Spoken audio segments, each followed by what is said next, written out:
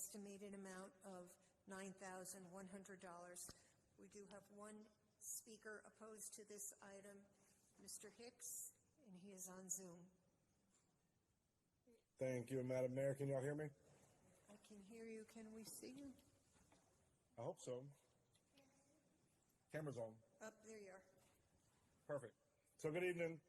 My name is Jason Hicks. I want to begin by informing the City Council that the City of Greensboro has been named as a defendant in a $20 million lawsuit involving CyberLux, which was filed earlier today. Once again, taxpayers are left to carry the burden for poor decisions and reckless spending. We have warned you about waste before, and here we are again with another example on tonight's agenda. You are preparing to vote on whether to give away city-owned vehicles to the town of Black Mountain. At the very same time, Mayor Vaughan recently said that the city is not resource rich. If that is true, then why are we considering giving away taxpayer-funded vehicles outside of Greensboro when the need is so great right here at home? Local nonprofits such as Establishing Safe Cultures, the Interactive Resource Center, the Almond Connection, Tiny House Community Development, Habitat for Humanity, and many more could all immediately put those vehicles to use. They are feeding families, transporting people to shelter, delivering health services, and supporting those who fall through the cracks. Vehicles would expand their reach and help them better serve our residents. So the question tonight is simple. Will you stand with the people of Greensboro, or will you give away taxpayer-funded resources to another town while telling our residents we don't have enough to meet their needs? This is careless, and if you vote to send vehicles out of Greensboro tonight, you are choosing to neglect the very people you are elected to serve. Therefore, I oppose the item, and I urge you to vote no on the item. Thank you all.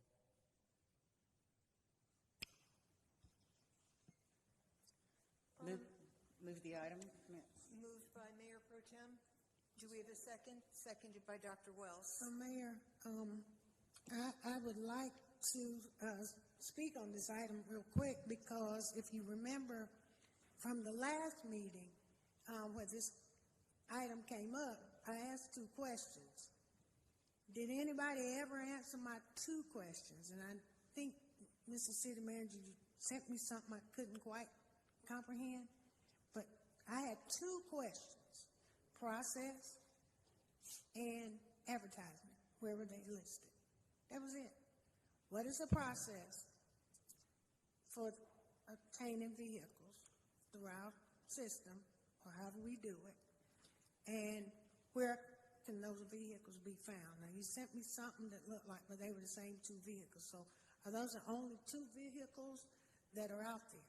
But even so, where can I find them at to be able to share that information with any other interested party? And I'll ask Assistant City Manager Davis to help me with the proper terminology, but we do post our surplus vehicles on our site. And specifically for this one, we reposted or sent out to public notice in reference to these 2 vehicles that are on this particular item. And anyone who accesses that or has access and reviews that can make the request. In this circumstance, and I think I provided council with some information previously that allows the city to work with another city, such in this case. Of course, the town of Black Mountain was in the area that was hit by Hurricane Helene, had significant damage. The 2 vehicles that are on this particular item are in our surplus fleet, and the one is about $2,450, the other is $6,650. And so I'll ask Assistant City Manager Larry Davis to kind of expound a little bit further on how they post it and how people can actually view them. Thank you, Mr. Manager. And this is a kind of a unique item on the agenda tonight because you are being asked to donate equipment. Traditionally, we do take items like this to a surplus sale, as Councilmember Hightower is referencing. So in this particular situation, we had a town in distress. that had reached out, provided a long list of vehicles and equipment that they'd had damaged, that were no longer available for use, and basically said, is there anything you have that meets any of our needs? And it was a painstakingly long list. We had 2 vehicles that were being declared surplus by the city, which we have asked for, as we are required to under state statute. We have to ask for your permission for donation. So that's a little bit of a unique situation to our typical surplus process. But we surplus vehicles all the time. We typically have about 4 surplus sales a year. We use a third-party vendor to advertise and actually manage the sale for us. We keep the vehicles on our lots out on East Friendly, 321 East Friendly. If you drive by there from time to time and you see city vehicles, they're getting ready to be surplus. They're getting ready to be sold. The sale is done virtually. The items are posted on the website. We're currently using, the company's name is Rogers Realty and Auction. They have a contact list of about 25,000 interested parties. They will add anybody to that list. If anyone thinks they might be interested in bidding on surplus city rolling stock, all they have to do is contact that company and get on their contact list. And they'll be made aware when our sales are scheduled and the items that are going on the sale and the prices that have been set for those items. Thank you very much for that detail. That's a surplus vehicle that somebody wants to buy. I still don't hear the process. I hear some things of who once it goes to sale and who does that sale and where you can find them located on the lot, because I wrote it down here, each step. But when we declare vehicles surplus, how do we advertise those surplus items, those vehicles, whatever they are?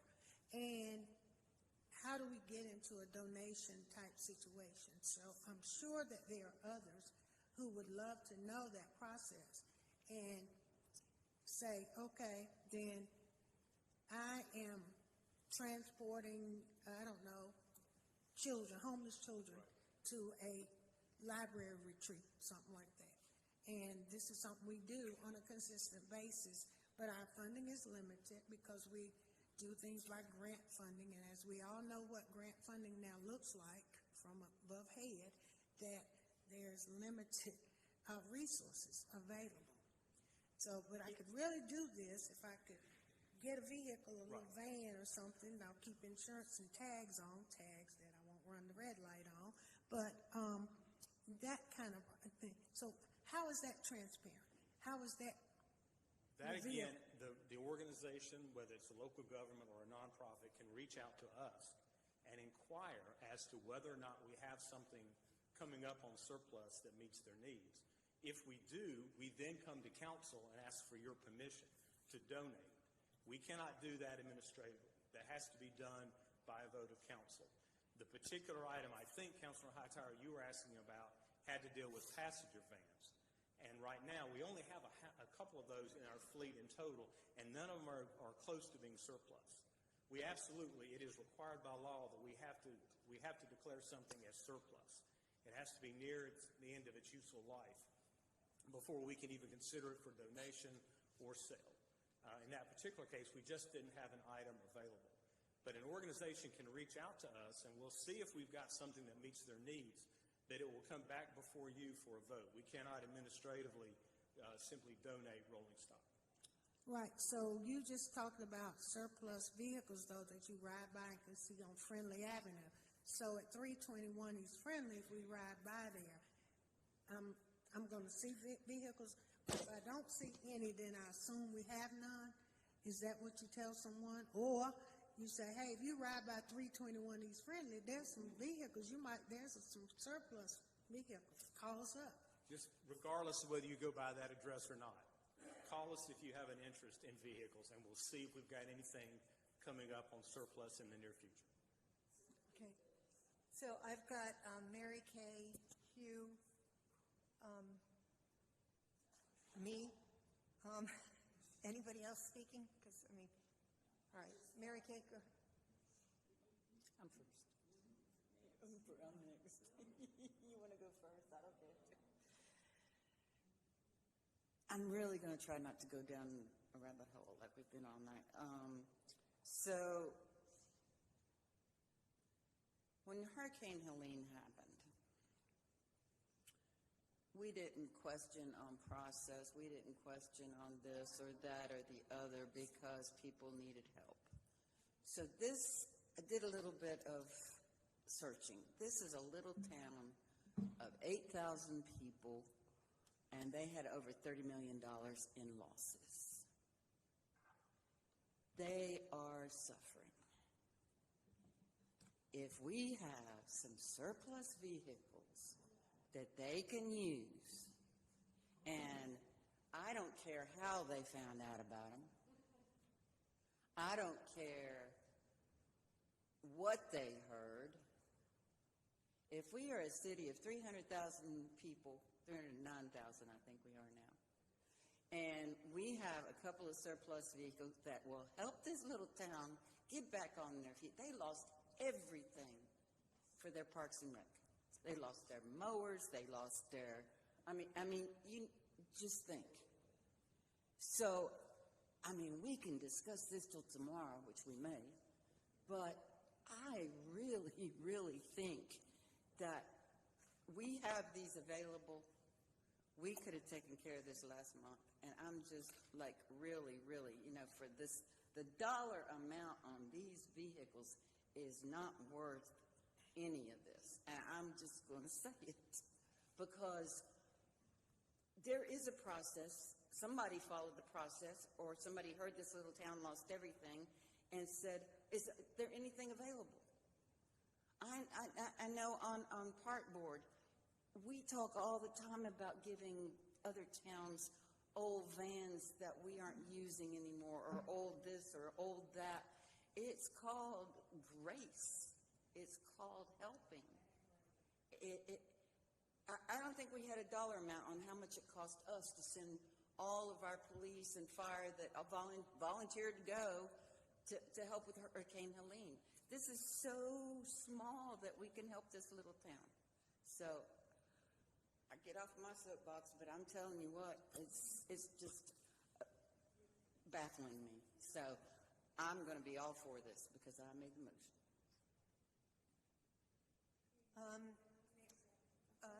Hugh, then me, then Goldie.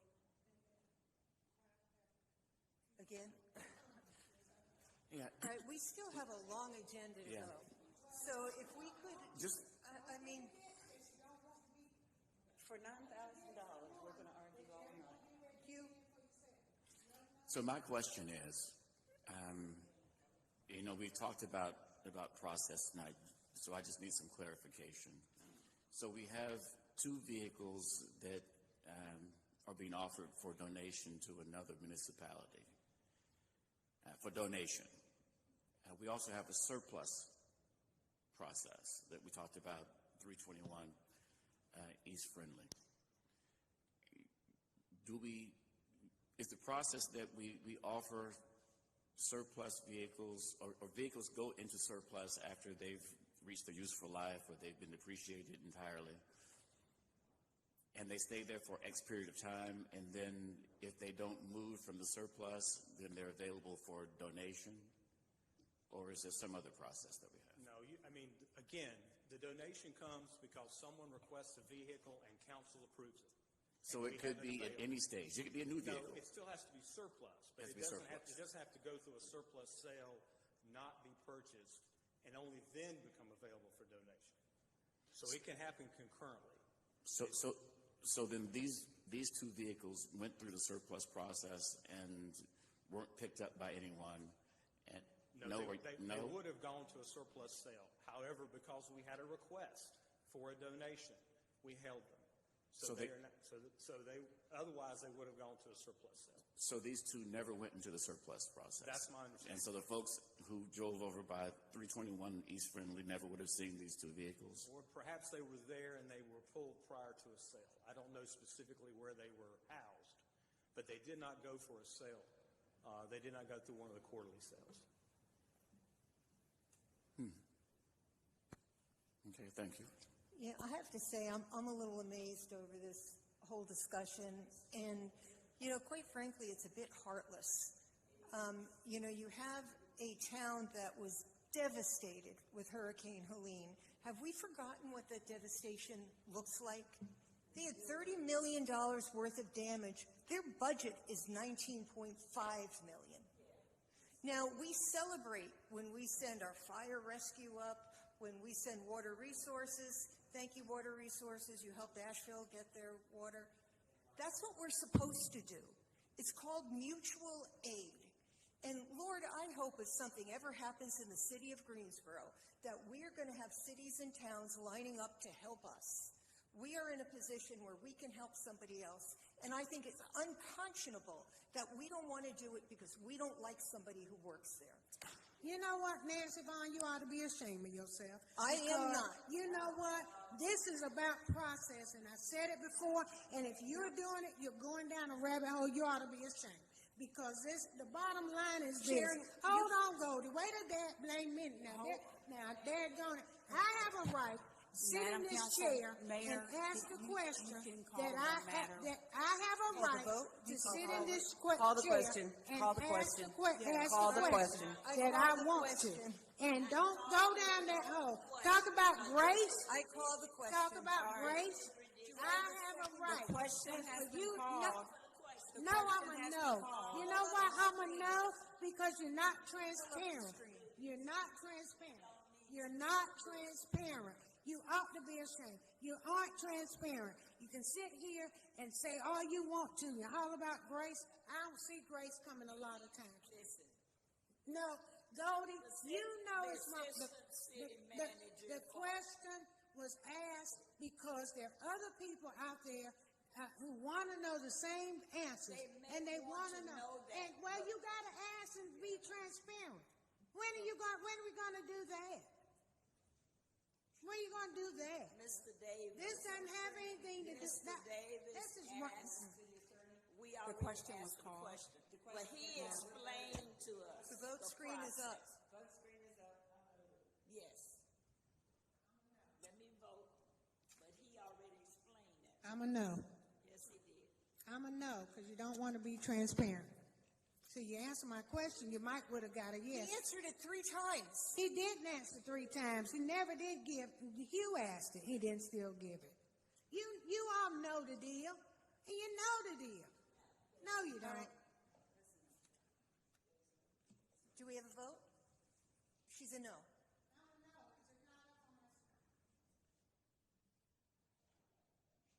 And that passes 7-2. Item I.3, a resolution to approve contract 2025-0150 for the design of Fire Station 62 for $651,854 with Samet Corporation. Move the item. That was moved by Dr. Wells, seconded by Mayor Pro Tem.